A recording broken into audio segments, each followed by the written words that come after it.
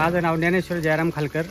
मी नागापूरचा रहिवासी. मी नागापूरच्या क्षेत्रामध्ये माझी शेती आहे. साधारण नदीच्या कडेला ही शेती आहे. इथं साधारण 2-3 वर्ष मिळून पूर येत असतो.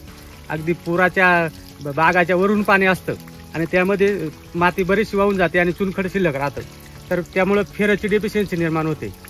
तर मी फेरसचा वापर एका वेगळ्या कंपनीचा फेरसचा वापर 10-12 वर्षापासून करत होतो. तर मला ते साधारण एकरी 3 किलो फेरस सोडायला लागायचं आणि मी त्या खर्चाला बी वैतागलो होतो. एक दिवस गणेश कानमाले अनंत ॲग्रो ते बोलले हे काय तुम्ही खर्च करता, तुम्ही मी देतो ते वापरा.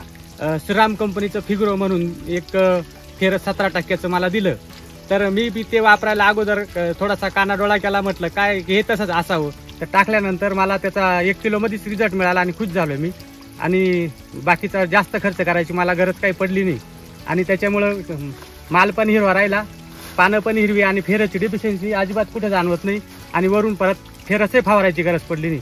त्याच्यामुळे मी त्या श्रीरामच्या फेरसवर खुश आहे. 17% फेरस आहे. तुम्ही पण वापरू शकता, काही अडचणी. आणि मी पण ते आता इथून पुढे तेच वापरणार, दुसरं काही आणणार नाही.